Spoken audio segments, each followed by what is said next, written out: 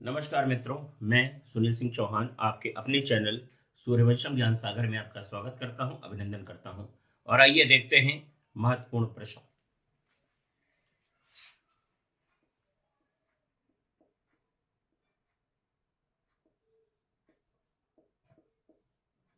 देखिए, संविधान सभा में कुल बैठकें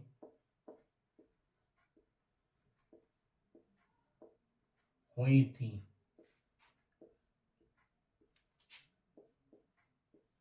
तो वो थी 12। तो संविधान सभा में कुल बैठकें मित्रों कितनी हुई हैं? 12 बैठकें हुई हैं।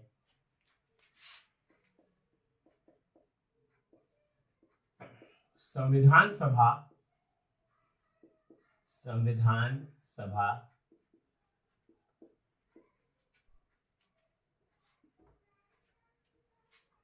संविधान सभा की अंतिम बैठक संविधान सभा की अंतिम बैठक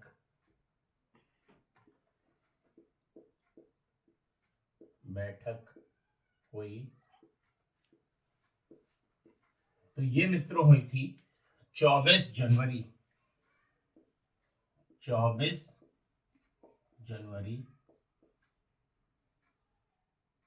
1950। तो संविधान सभा की अंतिम बैठक ये कब हुई? तो 24 जनवरी 1950।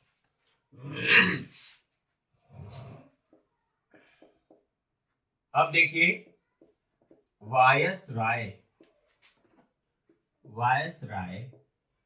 की कार्यकारिणी परिषद वायसराय की कार्यकारिणी परिषद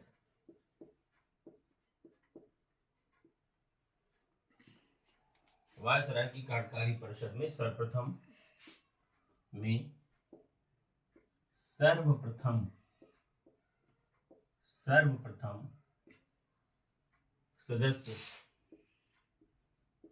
सदस्य कौन थे? एसपी सिन्हा मित्रों, सत्येंद्र प्रसाद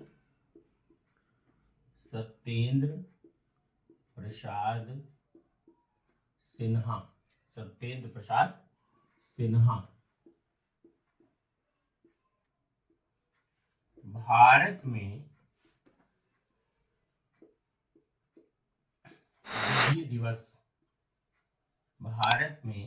विधि दिवस मनाया जाता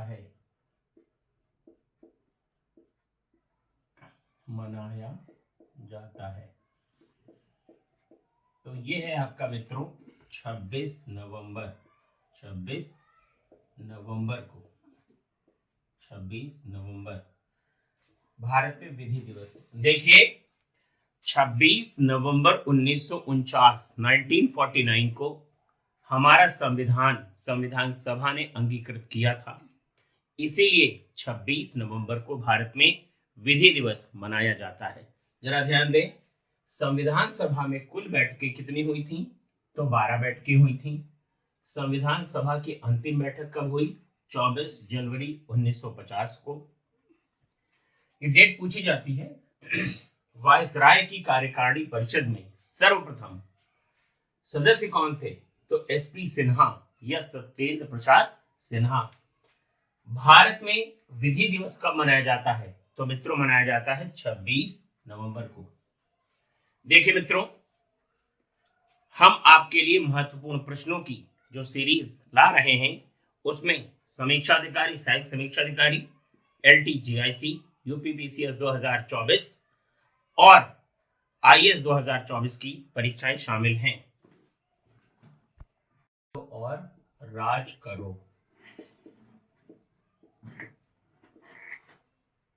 की नीति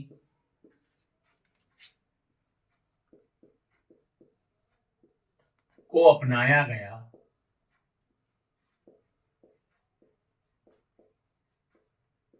अपनाया गया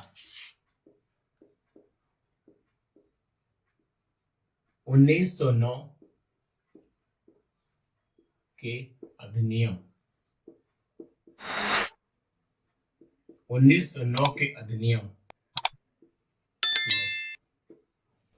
देखिए, फूट डालो राज करो की नीति का जो पोषक अधिनियम था वो था 1909, और 1909 का जो अधिनियम था इसे हम कहते हैं मार्ले मिंटो सुधार। मार्ले मिंटो सुधार। मार्ले मिंटो सुधार। तो वोट डालो और राज करो की नीति को अपनाया गया किस अधिनियम में? 1909 के अधिनियम में। तो अगर यह प्रश्न आपसे पूछा जाए कि वोट डालो और राज करो की नीति का पोषक अधिनियम कौन था, तो वो था 1909, जिसे हम मार्ले मिंटो सुधार के नाम से भी जानते हैं। अब देखिए, धन विधेयक। धन विधेयक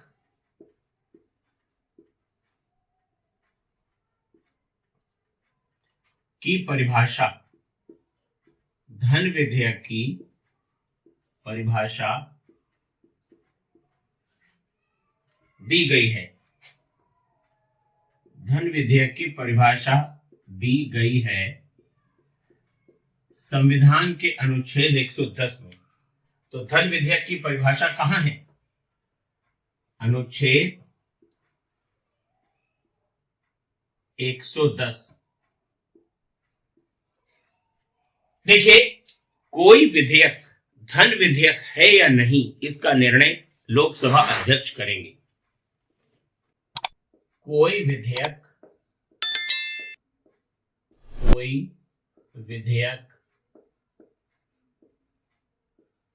धन विधेयक कोई विधेयक धन विधेयक है या नहीं, है या नहीं, इसका निर्णय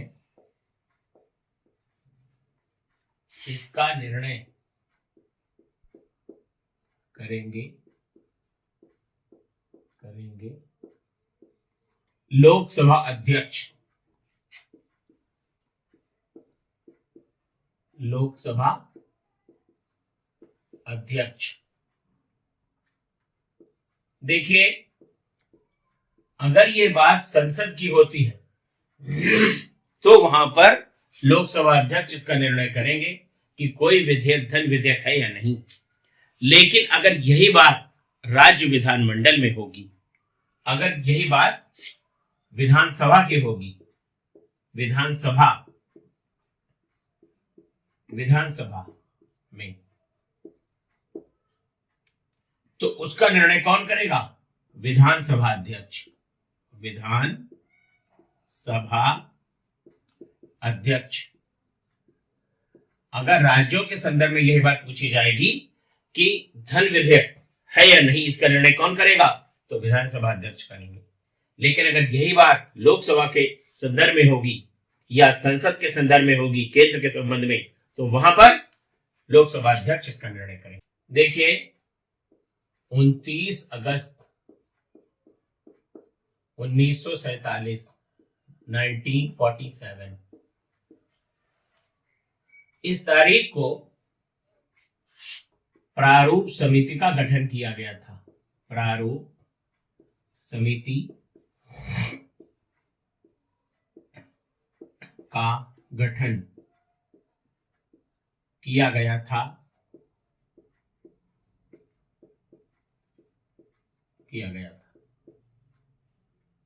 जिसमें डॉक्टर अंबेडकर सहित डॉक्टर B.R. अंबेडकर सहित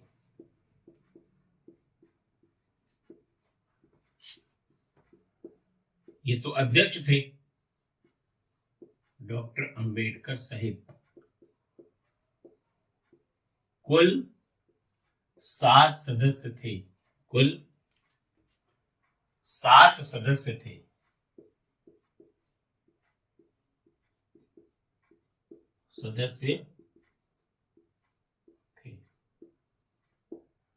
देखिए, प्रारूप प्रारूप समिति को मसौदा समिति भी कहा जाता है।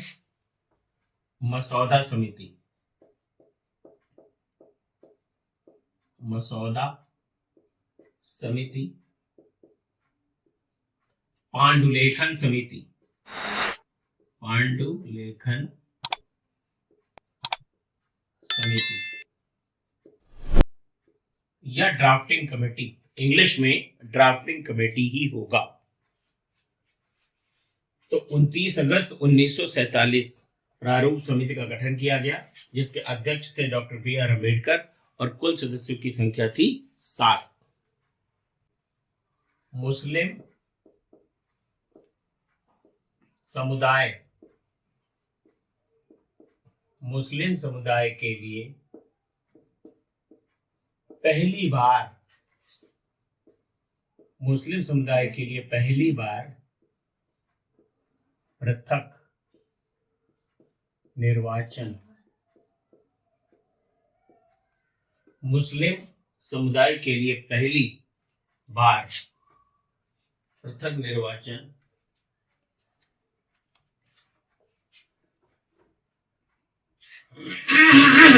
पहली बार पृथक निर्वाचन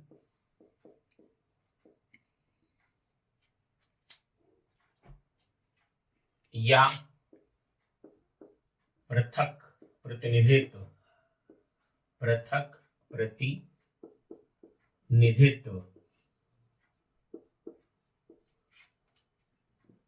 1909 के अधिनियम में थी।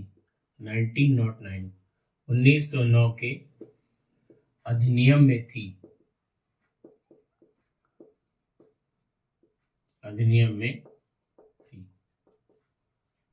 तो देखिए, मैं आपको इसी वीडियो में हमने आपको बताया कि वोट डालो और राज करो की नीति 1909 का अधिनियम इसका पोषक था, और मुसलमानों के लिए पृथक निर्वाचन व्यवस्था, यही वो बीज था जिससे भारत और पाकिस्तान नाम के 2 राष्ट्र बने थे मित्रों। तो मुस्लिम समुदाय के लिए पहली बार पृथक निर्वाचन या पृथक प्रतिनिधित्व की बात किसमें की गई है? 1909 के अधिनियम में की गई।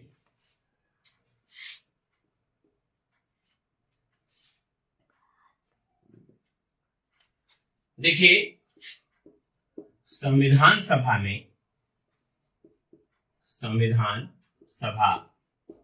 में महिलाओं का नेतृत्व, संविधान सभा में महिलाओं का नेतृत्व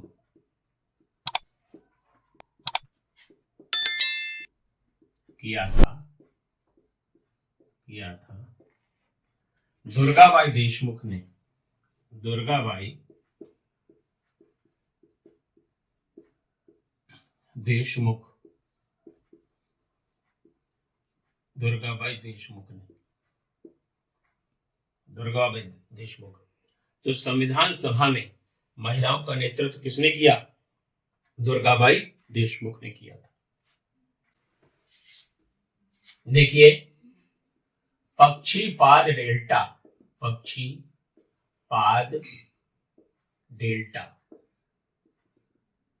या बर्डफुट डेल्टा, ये कौन सी नदी बनाती है मित्रों? मिसिसिपी, मिसौरी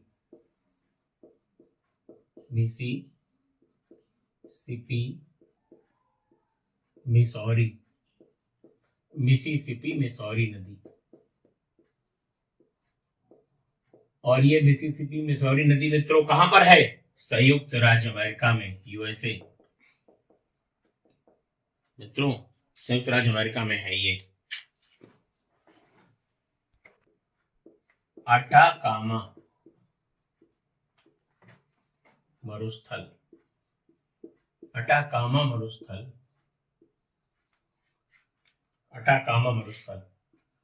ये उत्तरी चिली में है। उत्तरी चिली, और ये कहां पर है? दक्षिण अमेरिका में। दक्षिण अमेरिका, दक्षिण अमेरिका में। देखिए अटाकामा मरुस्थल उत्तरी चिली में है और यहां पर नाइट्रेट के भंडार हैं, नाइट्रेट के भंडार है। अब इसकी विशेषता क्या है? वर्षा का ना होना, वर्षा का ना होना या अल्प मात्रा में होना, या अल्प मात्रा में होना, अल्प मात्रा में होना वरदान साबित हुआ, वरदान साबित हुआ। देखिए वैसे तो वर्षा ना होना एक अभिशाप है, लेकिन अटाकामा मरुस्थल में वर्षा नहीं होती ज्यादा, इसलिए वरदान है क्योंकि यहां पर नाइट्रेट के भंडार पाए जाते हैं। तो पक्षीपाद डेल्टा या बर्डफुट डेल्टा मिसिसिपी मिसौरी नदी बनाती है जो कि यूएसए में है। अटाकामा मरुस्थल उत्तरी चिली में है और उत्तरी चिली कहां पर है? दक्षिण अमेरिका में। नाइट्रेट के भंडार आपको अटाकामा मरुस्थल में मिलेंगे। वर्षा का ना होना या अल्प मात्रा में होना यहां पे वरदान साबित हुआ है मित्रों। देखिए सर्वाधिक जनसंख्या वाला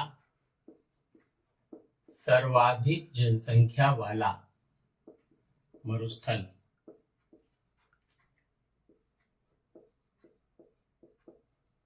सर्वाधिक जनसंख्या वाला मरुस्थल थार। तो सर्वाधिक जनसंख्या वाला मरुस्थल कौन सा है? थार है।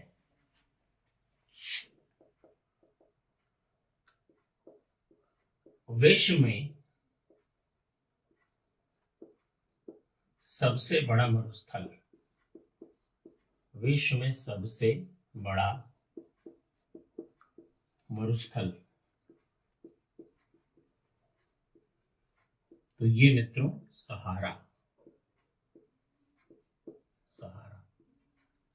ये अफ्रीका में है। तो सर्वाधिक जनसंख्या वाला मरुस्थल कौन सा है? थार है। विश्व में सबसे बड़ा मरुस्थल कौन सा है? सहारा है।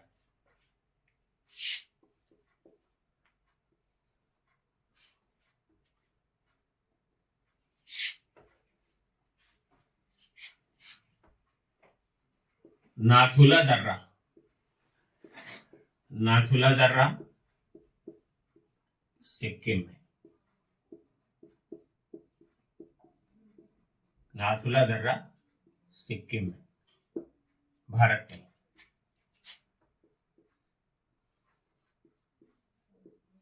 भारत में कुकी जनजाति पाई जाती है, कुकी, भारत में कुकी जनजाति पाई जाती है।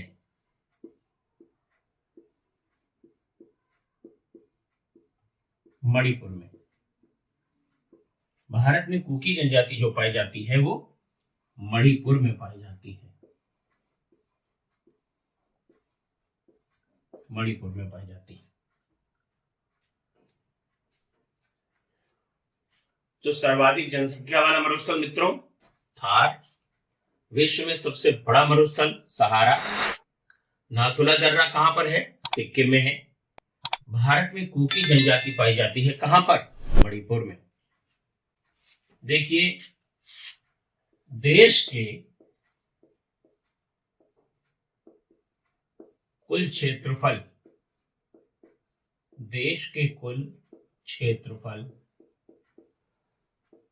देश के कुल क्षेत्रफल में उत्तर प्रदेश का हिस्सा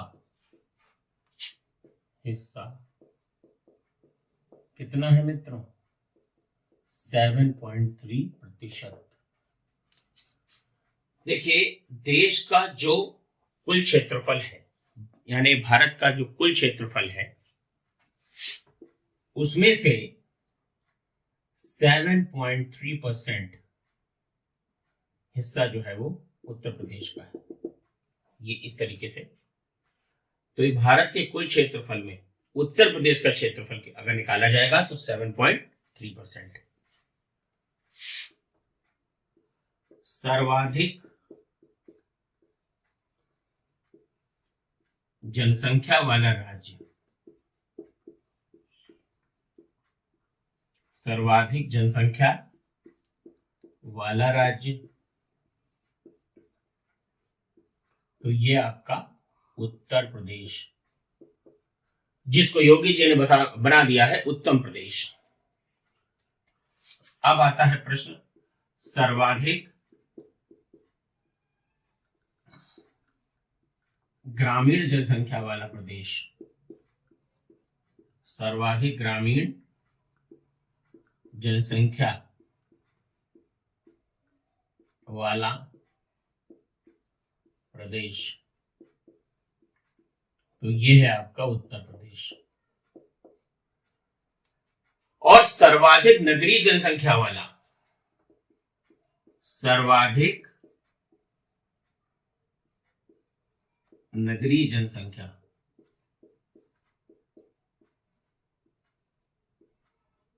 सर्वाधिक नगरीय जनसंख्या वाला राज्य, तो ये मित्रों हो जाएगा Maharashtra.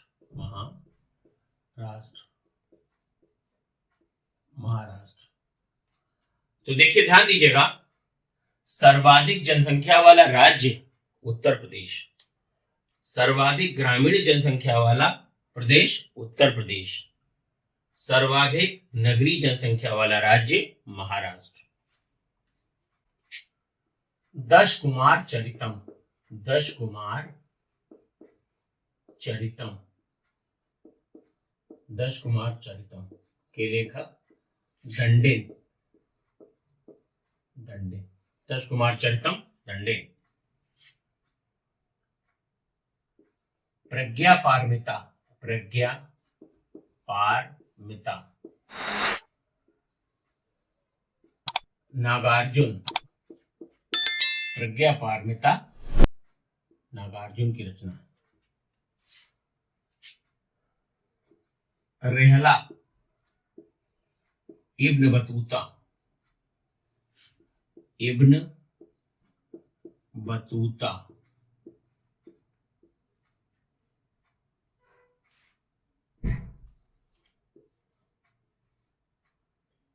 Untold story, untold story, lieutenant general B.M. Kaul, B.M. Call.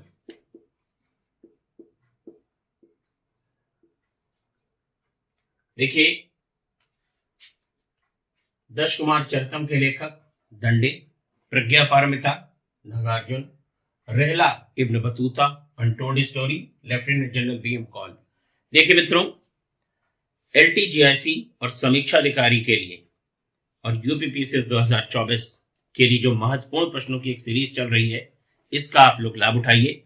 और अगर आपको हमारी लाइव क्लास करनी है तो आप दिए गए नंबरों पर संपर्क करिए। ये नंबर है 9120810141, 7380554404। आप इन नंबरों पर संपर्क कर सकते हैं। बस मित्रों, आज के लिए इतना ही।